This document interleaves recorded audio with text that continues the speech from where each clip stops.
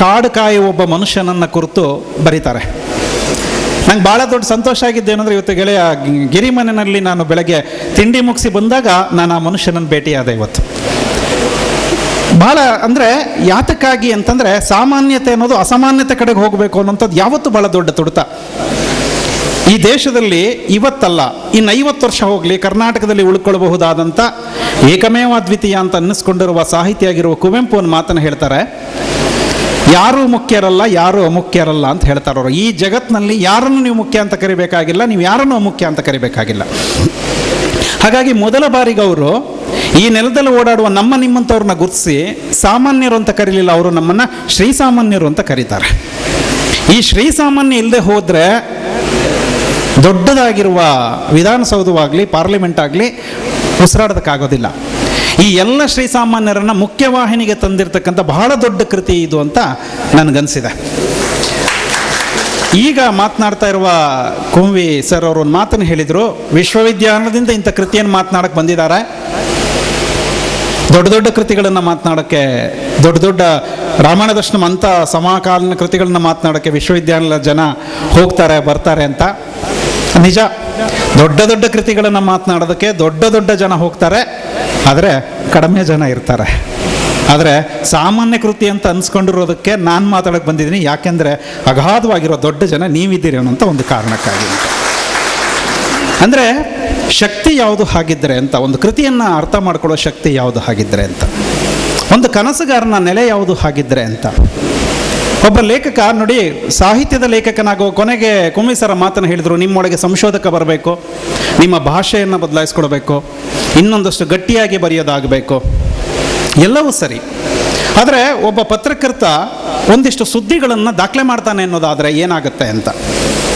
ನಾನು ನನಗೆ ನಿನ್ನೆ ರಾತ್ರಿನೇ ಬಂದೆ, ನಾನು ಕುತೂಹಲ ಇತ್ತು ನನಗೆ ಕೂಡ್ಲಿಗೆ ಬರೋಕ್ಕೆ, ಆ ಕಾರಣಕ್ಕೆ ನಿನ್ನೆ ರಾತ್ರಿನೇ ಬಂದೆ. ನಾನು ಇಲ್ಲಿ ಒಂದು 5-6 ಜನ ಪತ್ರಕರ್ತ ಮಿತ್ರರ ಜೊತೆಗೆ ನಾನು ಮಾತನಾಡ್ತಾ ಕೆಲವು ನನ್ನ ನಿಜವಾದ ಮನದಾಳದ ಅನುಭವಗಳನ್ನು ನಾನು ಅವ್ರ ಜೊತೆ ಹಂಚ್ಕೊಳ್ಳೋಕೆ ಪ್ರಯತ್ನ ಪಟ್ಟೆ. ಮತ್ತು ನಾನು ಒಂದು ಮಾತನ್ನು ಹೇಳಿದೆ, ಕೂಡ್ಲಿಗೆಯನ್ನು ನಾನು ದೂರದಿಂದಲೇ ಗಮನಿಸಿದ್ದೇನೆ. ಪತ್ರಕರ್ತರ ಬಗೆಗೆ ನನಗೆ ಕೆಲವು ತಕರಾರುಗಳಿದ್ದಾವೆ, ಕೆಲವು ಪ್ರೀತಿಗಳಿದ್ದಾವೆ.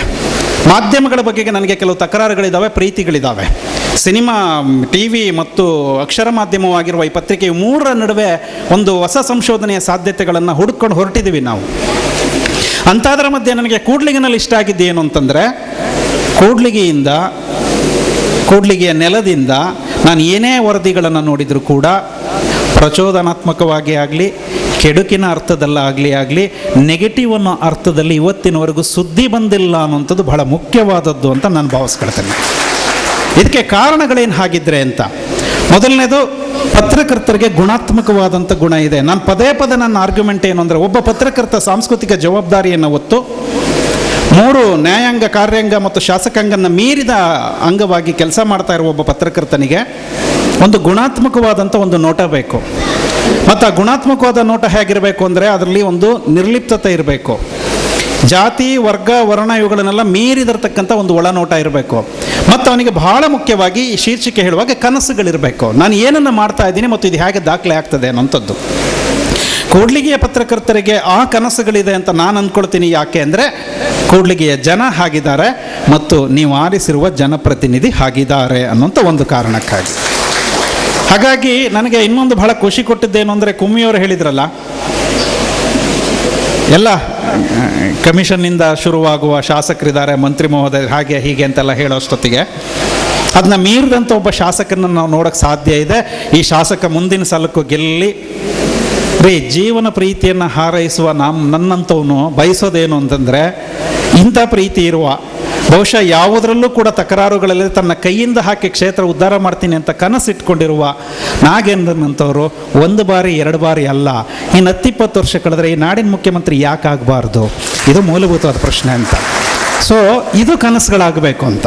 ಕನಸುಗಳಿಗೆ ರೆಕ್ಕೆ ಕಟ್ಟೋದು ಅಂದರೆ, ಇಷ್ಟು ಜನ ನೀವು ಸಾಕ್ಷೀಕರಿಸ್ತಾ ಇದ್ದೀರಲ್ಲ, ನೀವು ಕನಸುಗಳಿಗೆ ರೆಕ್ಕೆ ಕಟ್ಟೋದು ನಿಮಗೆ ಸಾಧ್ಯತೆಗಳಿದ್ದಾವೆ ಅಂತ. ಒಬ್ಬ ಪತ್ರಕರ್ತ ಒಂದು ಸುದ್ದಿ ಮಾಡಿದರೆ ಬೆಳಗಾಗೋ ಹೊತ್ತಿಗೆ ಪತ್ರಿಕೆ ಹಳೇದಾಗುತ್ತೆ. ನಮ್ಮ ಜನ ಬೆಳಗ್ಗೆ ಪತ್ರಿಕೆಯನ್ನು ಓದಿ ಮಧ್ಯಾಹ್ನಕ್ಕೆ ಮರ್ತು ಬಿಡ್ತಾರೆ. ಯಾಕೆಂದರೆ ಇದನ್ನು ಮರೆಸೋ ಹಾಗೆ ಫ್ಲ್ಯಾಶ್ ನ್ಯೂಸ್ಗಳನ್ನು ಹಾಕಿ ದೂರದರ್ಶನದವರು ನಮ್ಮನ್ನು ಮೈ ಮರೆಸಿಬಿಡ್ತಾರೆ, ಒಂದು ಸುದ್ದಿ ಮರ್ತೋಗ್ತದೆ. ಆದರೆ ಸುದ್ದಿಗಿರ್ತಕ್ಕಂಥ ಸಾಧ್ಯತೆಗಳೇನು? ಒಬ್ಬ ಕವಿ ಕಲ್ಪಿಸ್ತಾನೆ, ಒಬ್ಬ ಕತೆಗಾರ ಒಂದು ವಸ್ತುವನ್ನು ಇಟ್ಕೊಂಡು ಅದರ ಮೇಲೆ ಒಂದಿಷ್ಟು ಕಲ್ಪನೆಯನ್ನು ಇಟ್ಕೊಂಡು ಬರೀತಾನೆ. ಕವಿ ಬರೆಯೋದು, ಕತೆಗಾರ ಬರೆಯೋದು ಬೇರೆಯೇ ಆಗಿರ್ತದೆ. ಆದರೆ ನಮಗೆ ಭಾಳ ಸ್ಪಷ್ಟವಾಗಿ ನೆನಪಿರ್ಬೇಕೇನೆಂದರೆ, ಒಬ್ಬ ವರದಿಗಾರ ಬರೆಯೋ ಅಷ್ಟೊತ್ತಿಗೆ ಅವನು ಕಲ್ಪಿಸ್ತಾ ಇರೋದಿಲ್ಲ, ಸತ್ಯ ಕಟ್ಟಿಕೊಡುವ ಪ್ರಯತ್ನಗಳನ್ನು ಮಾಡ್ತಾ ಇದ್ದಾನೆ. ಆ ಕಾರಣಕ್ಕಾಗಿ ಈ ಪುಸ್ತಕ ಭಾಳ ಮುಖ್ಯ ಆಗುತ್ತೆ. ಯಾಕೆಂದರೆ ಇದು ಸತ್ಯದ ಪರವಾಗಿರುವಂಥ ಪುಸ್ತಕ. ಇದರಲ್ಲಿರುವ ದಾಖಲೆಗಳೆಲ್ಲವೂ ಕೂಡ ನೀವು ಯಾವ ಕಾಲಕ್ಕಾದರೂ ಪರಿಶೀಲನೆ ಮಾಡಬಹುದಾದಂಥವು. ಸುಮಾರು 68 ಲೇಖನಗಳಿದ್ದಾವೆ. ಈ 68 ಲೇಖನಗಳಲ್ಲೂ ಕೂಡ ನಮ್ಮ ಭೀಮಣ್ಣ ಮಾಡಿದ ಕೆಲಸ ಏನು ಅಂದರೆ, ಛಾಯಾಚಿತ್ರದ ಸಮೇತ ಸತ್ಯಗಳನ್ನು ದಾಖಲಿಸುವಂಥ ಕೆಲಸ ಮಾಡ್ತಾರೆ. ಒಬ್ಬ ಕಾರ್ಯನಿರತ ಪತ್ರಕರ್ತ, ಒಬ್ಬ ವಸ್ತುನಿಷ್ಠ ಪತ್ರಕರ್ತ, ಗುಣಾತ್ಮಕತೆಯನ್ನು ಶೋಧಿಸ್ತೀನಿ ಅಂತ ಅನ್ಬಹುದಾದಂಥ ಪತ್ರಕರ್ತ, ಆಮೇಲೆ ಒಂದು ಸುಮ್ಮನೆ ನನ್ನಂಥ ಒಬ್ಬ ಮಾಮೂಲಿ ಸಾಹಿತ್ಯ ಓದುವ ಒಬ್ಬ ಮನುಷ್ಯನನ್ನು ನೀವು ಕೇಳಿದರೆ, ಅಥವಾ ಈ ದೇಶದ ಸಂಸ್ಕೃತಿ ಹಾಗೆ ಹೀಗೆ ಅಂತ ನೀವು ಮಾತಾಡಿ ನನ್ನನ್ನು ಕೇಳಿದರೆ, ನಿರಾಶೆ ಆಗುವ ಹೊತ್ತಿನಲ್ಲಿ ನಾವಿದ್ದೀವಿ. ಎಲ್ಲೂ ಕೂಡ ನಿಮಗೆ ಸಮಾಧಾನ ಆಗ್ತಾ ಇರ್ತಕ್ಕಂಥ ನೆಲೆ ಅಲ್ಲ. ಜನನಿ ಜನ್ಮಭೂಮಿಶ್ಚ ಸ್ವರ್ಗಾದಪಿ ಗರಿಯೇಸಿ ಅಂತ ಕಳೆದಿರೋ ಈ ನೆಲದಲ್ಲಿ, ತಾಯಿ ಅಂತ ಭೂಮಿಯನ್ನು ಗೌರವಿಸಿರುವ ಈ ನೆಲದಲ್ಲಿ, ತಾಯಿ ಹೆಣ್ಣಿಲ್ಲದೆ ಬದುಕೋದಕ್ಕೆ ಆಗಲ್ಲ ಅನ್ನೋ ಅರ್ಥವಂತಿಕೆ ಇಟ್ಕೊಂಡು ಭಾರತ ಮಾತೆ ಅಂತ ಕರೆದಿರುವ ಈ ನೆಲದಲ್ಲಿ ಒಬ್ಬ ಹೆಣ್ಮಗಳನ್ನೆಲ್ಲ ಬಸ್ನಲ್ಲಿ ಅತ್ಯಾಚಾರ ಮಾಡ್ತಕ್ಕಂಥ ಜನ ಇದ್ದಾರೆ. ತುಂಬ ಸಲ ನನಗೆ ಈ ಘಟನೆ ನೋಡಿದ ತಕ್ಷಣ ಅನಿಸಿದ್ದೇನು ಅಂತಂದರೆ, ಮೊದಲನೇದಾಗಿ ಈ ದೇಶದಲ್ಲಿದ್ದೀವಿ ಅಂತ ನಾಚಿಕೆ ಆಯಿತು, ಎರಡನೇದು ನಾವು ಗಂಡಸಾಗಿ ಹುಟ್ಬಿಟ್ಟಿದ್ದೀವಲ್ಲ ಅಂತ ನಾಚಿಕೆ ಆಯಿತು. ಇದು ಎರಡನೇ ಘಟನೆ. ಯಾಕಂದರೆ ಆ ಹೆಣ್ಣುಮಗಳು ಬೇರೆ ಯಾರು ಅಲ್ರಿ, ನನ್ನ ಮನೆಯ ತಾಯಿಯವಳು, ನನ್ನ ತಂಗಿಯವಳು, ನನ್ನ ಗೆಳತಿಯವಳು, ನನ್ನ ಹೆಂಡತಿಯವಳು.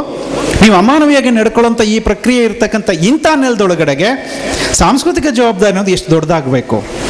ಒಬ್ಬ ಪತ್ರಕರ್ತ ಎಷ್ಟರ ಮಟ್ಟಿಗೆ ಎಚ್ಚರವಾಗಿರಬೇಕು. ನೋಡಿ, ಜಗತ್ತು ಮಲಗಿದ ಮೇಲೆ ಪತ್ರಕರ್ತ ಜಾಗೃತನಾಗ್ತಾನೆ. ಎಲ್ಲೊಂದು ಸುದ್ದಿ ಸತ್ತು ಹೋಗಿದೆಯಾ, ಆ ಸುದ್ದಿಗೆ ಜೀವ ಕೊಡ್ತಾನೆ ಅವನು. ಹಾಗಾಗಿ ಅದು ಕಳೆದೋಗೋ ಥರದ ಕ್ರಮ ಅಲ್ಲ. ಆಮೇಲೆ ಒಂದು ಪ್ರತಿನಿತ್ಯ ಕೊಡುವ ನೀವು ಹೆಡ್ಲೈನ್ಗಳಿರಲಿ, ಅಥವಾ ಅದನ್ನು ರಾಜಕಾರಣಿಗಳು ಕರೆಯುವ ಹಾಗೆ ಅದು ಡೆಡ್ಲೈನ್ಗಳಿರಲಿ, ಅವು ಮತ್ತೆ ಸಾಯಂಕಾಲದೊತ್ತಿಗೆ ಬೆಳಗ್ಗೆ ಮಾರಾಟವಾಗಿದ್ದು ಸಾಯಂಕಾಲದೊತ್ತಿಗೆ ಮಂಡಕ್ಕಿ ಕಟ್ಟಕ್ಕೆ ಪೇಪರ್ ಆಗಿ ಬಂದುಬಿಡ್ತದೆ. ಆದರೆ ಭೀಮಣ್ಣ ಹುಡುಕೊಂಡು ಹೋಗುವ ಸಂಗತಿಗಳಿದಾವಲ್ಲ, ಈ ನಿಮ್ಮ ನೆಲದ ಒಳಗಡೆಗೆ ಇಲ್ಲೇ ಇರುವ ಸತ್ಯಗಳು ಇವು ಸಾರ್ವಕಾಲಿಕ ಆಗಬೇಕು, ಇವು ಇತಿಹಾಸ ಆಗಬೇಕು. ಕೇವಲ ಇತಿಹಾಸಗಳಾಗಬಾರದು, ಇವು ಸಂಸ್ಕೃತಿಗಳಾಗಿ ನಮ್ಮ ಪ್ರಜ್ಞೆಗಳಾಗಬೇಕು, ನಮ್ಮ ಎಚ್ಚರಗಳಾಗಬೇಕು ಅಂತ ಅನ್ನಿಸುವ ಎಚ್ಚರಗಳಿದೆಯಲ್ಲ, ಅಂಥ ಎಚ್ಚರಗಳು ಈ ಕೃತಿನಲ್ಲಿ ದಾಖಲಾಗಿವೆ. ಆ ಕಾರಣಕ್ಕಾಗಿ ನನಗೆ ಈ ಕೃತಿ ಇಷ್ಟ ಆಗುತ್ತೆ, ಮತ್ತು ಇಂಥ ಕೃತಿயை ನಾನು ಮಾತಾಡಲೇಬೇಕು ಅಂತ ಅಷ್ಟು ದೂರದಿಂದ ನಾನು ಇಲ್ಲಿ ತನಕ ಬರೋದಕ್ಕೆ ಸಾಧ್ಯ ಆಗುತ್ತೆ. ಮತ್ತು ಕುಮ್ಮಿ ಸರ್ ಹೇಳಿದ ಹಾಗೆ ನಮಗೆ ಇದೊಂದು ಬೌಂಡ್ರಿಯ ಲೆಕ್ಕ ಅಲ್ಲ. ನಾನು ಮೊದಲಿಗೆ ಸಂತೋಷ ಪಡೋದು ಭಾರತೀಯ ಅಂತ ಎಷ್ಟೋ, ಅದಕ್ಕಿಂತ ಜಾಸ್ತಿ ಸಂತೋಷ ಪಡೋದು ನಾನೊಬ್ಬ ಕನ್ನಡಿಗ ಅಂತ.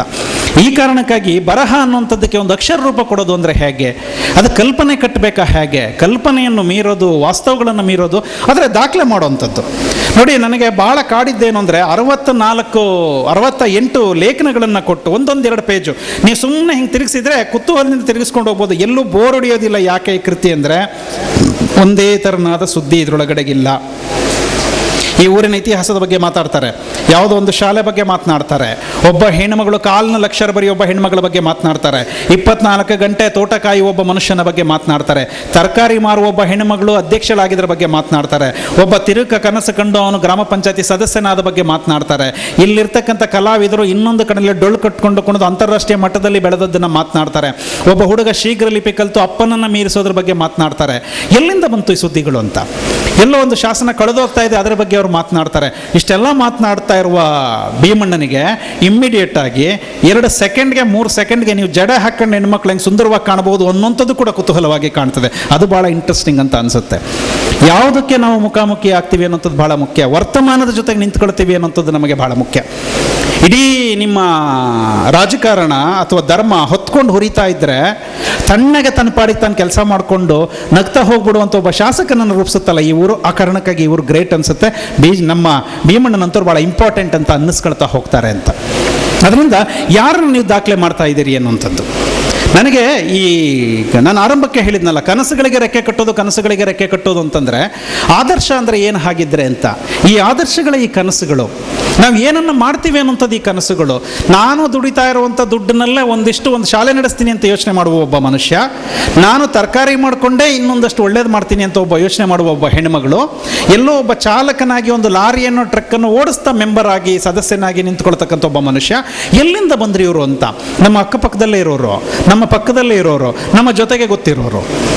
ಯಾರೋ ಒಬ್ಬ 500 ರೂಪಾಯಿ ಕೊಟ್ಟದ್ದಕ್ಕೆ 500 ರೂಪಾಯಿಗಿಂತ ದೊಡ್ಡದು ಫ್ಲೆಕ್ಸ್ ಹಾಕ್ಸ್ಕೊಂಡು ಬೀದಿನಲ್ಲಿ ದಾನಿ ಅಂತ ಕರ್ಕೊಳ್ತಾರೋ ಈ ಹೊತ್ತಿನಲ್ಲಿ ತಾನು ದುಡ್ದದ್ರಲ್ಲೇ 50% ಕೊಟ್ಟು ಒಂದು ಶಾಲೆ ನಡೆಸ್ತೀನಿ, ಒಂದು ಪುಸ್ತಕ ಕೊಟ್ಕೊಡ್ತೀನಿ ಅನ್ನುವಂಥ ಶ್ರೀಸಾಮಾನ್ಯ ನಮ್ಮ ಮಧ್ಯೆ ಬದುಕಿರ್ತಾನಲ್ಲ, ಅದಕ್ಕೆ ಅವನು ದೇವರಾಗ್ತಾನೆ.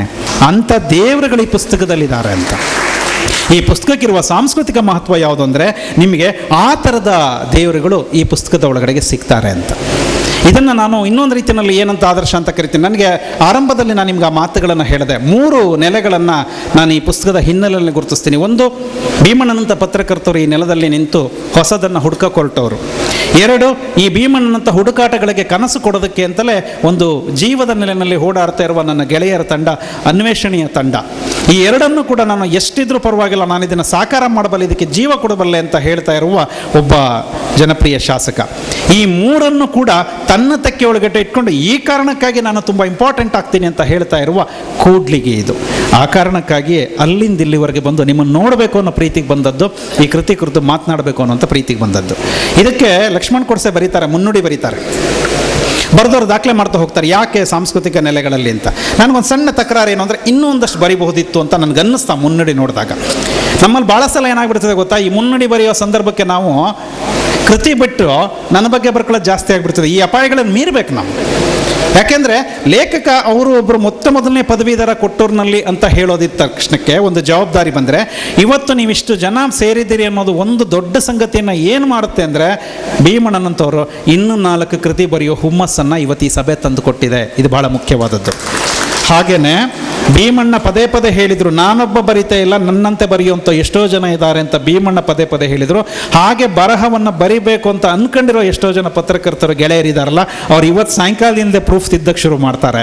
ಇನ್ನು ಈಗಾಗಲೇ ಇದು ಹತ್ತಿರದಲ್ಲಿ ಪುಸ್ತಕ ಬಿಡುಗಡೆ ಆಗುತ್ತೆ ಅನ್ನೋದಿದ್ರೆ ಇದೇ ಶಾಸಕರು ಇರಬೇಕು, ಕುಮ್ಮಿಯವರೇ ಬಿಡುಗಡೆ ಮಾಡಬೇಕು, ಪ್ರಶಾಂತ್ ನಾಯ್ಕೆ ಬಂದು ಮಾತಾಡಬೇಕು ಅನ್ನೋ ಕನಸಿಟ್ಕೊಂಡಿರುವಂಥ ಲೇಖಕರು ಹುಟ್ಕೋತಾರೆ. ಇದು ಭಾಳ ಮುಖ್ಯ ಅಂತ ನನಗನ್ಸುತ್ತೆ. ಇದನ್ನು ನಾವು ಒಂದು ಕಲ್ಚರಲ್ ಡಿಬೇಟ್ ಅಂತ ಕರಿತೀವಿ, ಒಂದು ಸಾಂಸ್ಕೃತಿಕ ಚರ್ಚೆ ಅಂತ ನಾವು ಯಾವುದನ್ನು ಕರಿತೀವಿ ಅಂದರೆ, ಹೀಗಿರ್ತಕ್ಕಂಥದ್ದು ಒಂದು ಸಾಂಸ್ಕೃತಿಕ ಚರ್ಚೆ ಅಂತ ಕರಿತೀವಿ. ನೀವು ಯಾರು ಕೂಡ ಹಣ ಕೊಟ್ಟು ಕರ್ಕೊಂಡು ಬಂದವರಲ್ಲ, ಇನ್ನೇನೋ ಕಾರಣಕ್ಕಾಗಿ ಆಮಿಷಗಳಿಂದ ಬಂದವರಲ್ಲ, ಅಥವಾ ನಮ್ಮ ಕುಮ್ಮಿ ಸರ್ ಹೇಳಿದಾಗೆ ಯಾವುದೋ ಅದ್ಭುತವಾದ ಊಟ ಕೊಡ್ತಾರೆ, ತಿಂಡಿ ಇದೆ ಅಂತ ಬಂದವರಲ್ಲ. ತುಂಬ ಪ್ರೀತಿಯಿಂದ ಎದ್ದು ಬಂದವರು, ಇಂಥದ್ದು ಏನೋ ಒಂದು ಮಹತ್ವದ ಕಾರ್ಯಕ್ರಮ ಆಗುತ್ತೆ ಅಂತ. ಆಮೇಲೆ ನನಗನ್ಸಿದ್ದೇನು ಅಂದರೆ, ಇನ್ನೊಂದು ಕುಮ್ಮಿ ಸರ್ ಒಂದು ಮಾತು ಹೇಳಿದರು, ಅಧ್ಯಕ್ಷರಾಗಿ ಶಾಸಕರನ್ನು ಕೂರಿಸ್ಬಿಟ್ಟಿದ್ದಾರೆ ಅಂತ. ಬಹುಶಃ ನನಗನ್ಸೋದು, ನಾನು ಅಂದ್ಕೊಳ್ತೀನಿ ಅದು ಅಧ್ಯಕ್ಷರಾಗಿ ಶಾಸಕರು ಕೂತ್ಕೋತಾರೆ ಅಂತ. ಬಹುಶಃ ನೀವು ಅಧ್ಯಕ್ಷರಲ್ಲದೆ ಅವ್ರನ್ನ ಉದ್ಘಾಟಕರನ್ನಾಗಿ ಕರೆದಿದ್ರು ಈ ಸಭೆಯಲ್ಲಿ ನಾಗೇಂದ್ರ ಅವ್ರು ಕೂತ್ಕೋತಾ ಇದ್ರು. ಅದು ಕೂಡ್ಲಿಗೆ ಶಾಸಕರ ವಿಶೇಷ ಅಂತ ನಾನು ಭಾವಿಸ್ಕೊಳ್ತೇನೆ. ಹಾಗಾಗಿ ಆ ಜನಪ್ರೀತಿ ಇರೋದ್ರಿಂದ ಇಂಥದ್ದೊಂದು ಕೃತಿಗೆ ಅದು 10 ಗಂಟೆಗೆ ಆರಂಭ ಆಗಬೇಕಾದ ಕಾರ್ಯಕ್ರಮ. ನಾನಂತೂ 10 ಗಂಟೆಗೆ ರೆಡಿಯಾಗಿ ಕೂತಿದ್ದವನು.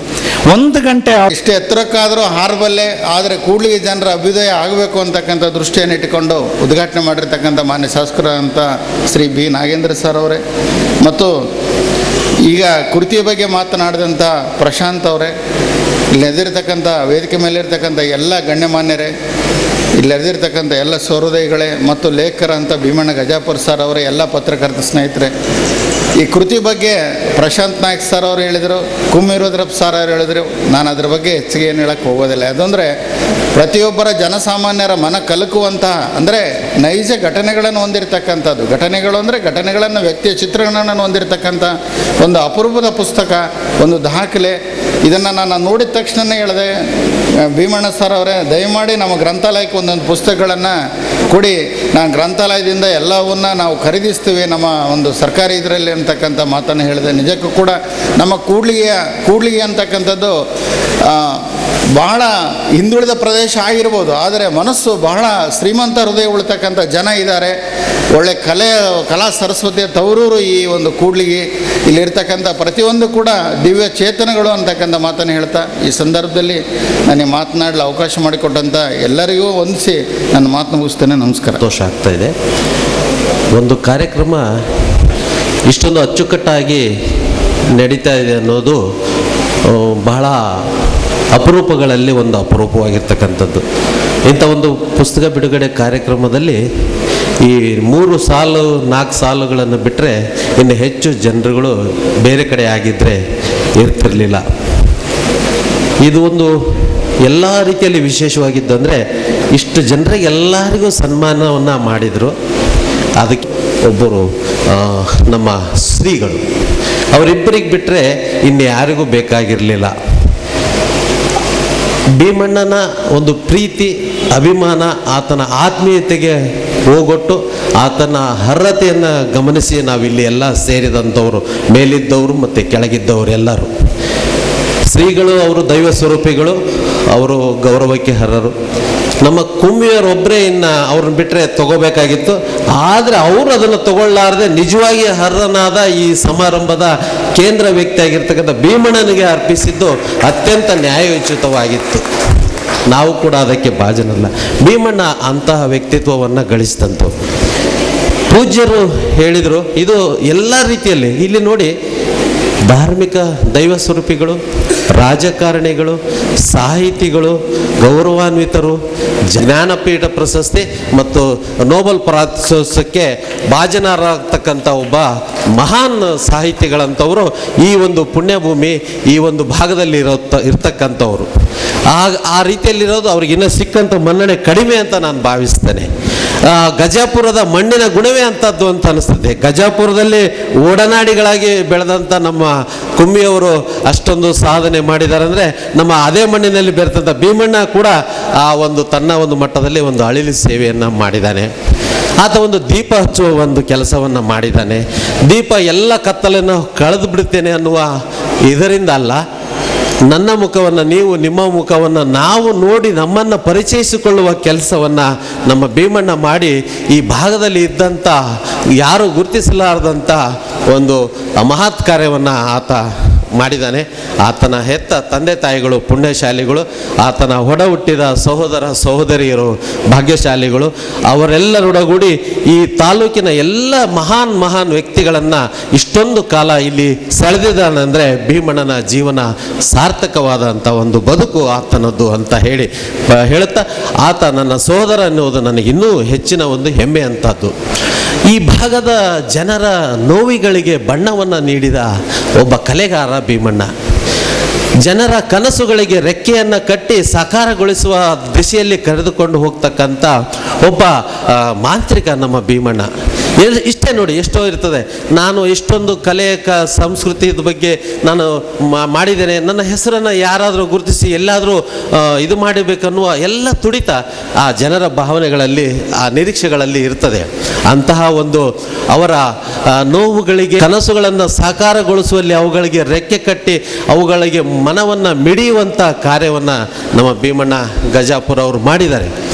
ಕಬ್ಬೇರು ಅಂದರೆ ಕಾರ್ಯವನ್ನು ಅರಿಲಾರದ ಅಸಹಾಯಕರು ಅನ್ನುವ ಮಾತೊಂದಿದೆ. ಬೇರೆಯವರ ಬರೆದಿದ್ದನ್ನೇ ಓದಲಾರದಂಥ ಬಾರಿಕರು ನಾವು.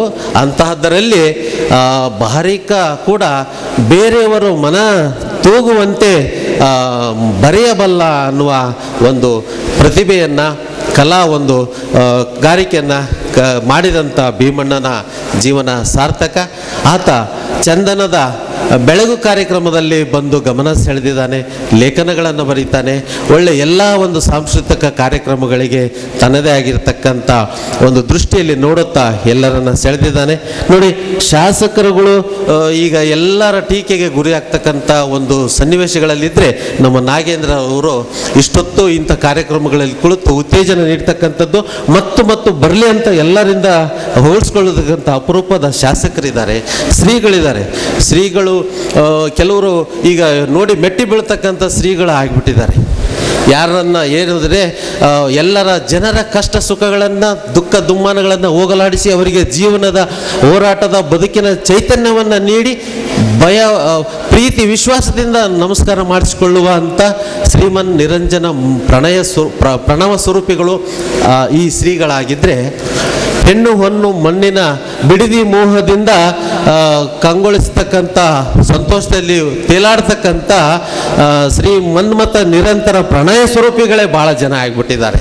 ಅಂಥದ್ರಲ್ಲಿ ಈ ಎಲ್ಲರ ವಿಧಗಳಿಂದಲೂ ಬಹಳ ಅತ್ಯದ್ಭುತವಾದ ಈ ಒಂದು ಕಾರ್ಯಕ್ರಮದಲ್ಲಿ ತಮ್ಮೆಲ್ಲರೊಡನೆ ನಾನು ಕೂಡ ನನ್ನ ಅನಿಸಿಕೆಗಳನ್ನು ಹಂಚಿಕೊಳ್ಳಲಿಕ್ಕೆ ಅವಕಾಶ ಮಾಡಿಕೊಟ್ಟಂಥ ಈ ಒಂದು ಸಂದರ್ಭದಲ್ಲಿ ಭೀಮಣ್ಣ ಗಜಾಪುರ ಅವರು ಇನ್ನೂ ಹೆಚ್ಚಿನ ಒಂದು ಸಾಧನೆಯನ್ನು ಈ ಒಂದು ಕ್ಷೇತ್ರದಲ್ಲಿ ಮತ್ತು ಈ ಭಾಗದಲ್ಲಿ ಮಾಡಿ ಅವರು ಇನ್ನೂ ಯಶಸ್ಸನ್ನು ಗಳಿಸಲಿ, ಅವರ ಪರಿವಾರಕ್ಕೆ ಸುಖಿ ಆಗಲಿ, ಅವರಿಗೆ ಸಮೃದ್ಧಿ ಸಿಗಲಿ ಅಂತ ಹಾರೈಸಿ ತಮ್ಮೆಲ್ಲರಿಗೂ ವಂದಿಸಿ, ಗಣ್ಯರಿಗೂ ವಂದಿಸಿ ನನ್ನ ಮಾತುಗಳನ್ನ ಮುಗಿಸ್ತೇನೆ. ಮಂಜುನಾಥ್ ಸರ್ ಅವರಿಗೆ ತುಂಬ ಹೃದಯದ ಧನ್ಯವಾದಗಳು. ಈಗ ಅತಿಥಿಗಳ ಅನಿಸಿಕೆಗಳು ಮುಂದುವರಿದಕ್ಕಿಂತ ಮುಂಚಿತವಾಗಿ ವಿವಿಧ ಕ್ಷೇತ್ರಗಳಲ್ಲಿ ತಮ್ಮದೇ ಆದ ಅವಿಸ್ಮರಣೀಯ ಸೇವೆಯನ್ನು ಸಲ್ಲಿಸಿದ ಸಾಧಕರಿಗೆ ಸನ್ಮಾನವನ್ನು ನೆರವೇರಿಸಲಾಗ್ತದೆ. ಸತತ ಪರಿಶ್ರಮ ಹಾಗೂ ಸಾಧನೆ ಮಾಡುವ ಕಾಯಕದಲ್ಲಿ ಪರಿಪೂರ್ಣತೆ ಮೂಡಿದಾಗ ಆ ಕಾಯಕಕ್ಕೆ ಮಾನ ಸನ್ಮಾನಗಳು ತಾನಾಗಿ ಪ್ರಾಪ್ತವಾಗುತ್ತವೆ.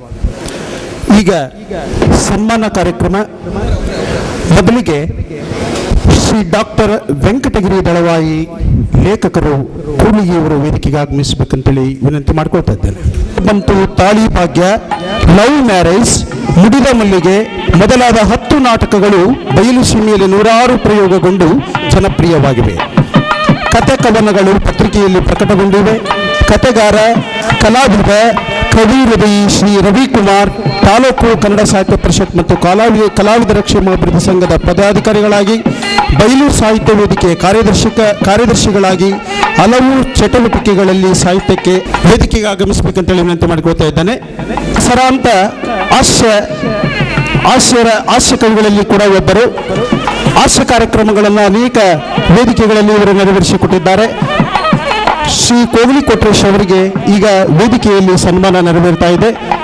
ಸನ್ಮಾನವನ್ನು ಸನ್ಮಾನ್ಯ ಶ್ರೀ ಬಿ ನಾಗೇಂದ್ರರವರು ಮತ್ತು ಪ್ರಶಾಂತ್ ಸಾರ್ ಅವರು ಮತ್ತು ಕುಮ್ಮೀರವರು ನೆರವೇರಿಸ್ತಾ ಇದ್ದಾರೆ. ಅನೇಕ ಸಾಧಕರನ್ನು ಪರಿಚಯ ಮಾಡಿಸಿದ ಹೆಗ್ಗಳಿಕೆಗೆ ಪಾತ್ರರಾಗಿದ್ದಾರೆ. ಪ್ರಜಾವಾಣಿ ವರದಿಗಾರರಾಗಿ ಕೂಡ ಸೇವೆಯನ್ನು ಸಲ್ಲಿಸಿದ್ದಾರೆ. ಕೂಡ್ಲಿಗಿ ತಾಲೂಕು ಆಡಳಿತ ವತಿಯಿಂದ ಕರ್ನಾಟಕ ರಾಜ್ಯೋತ್ಸವದ ಪ್ರಶಸ್ತಿಗೂ ಕೂಡ ಭಾಜನರಾಗಿದ್ದಾರೆ.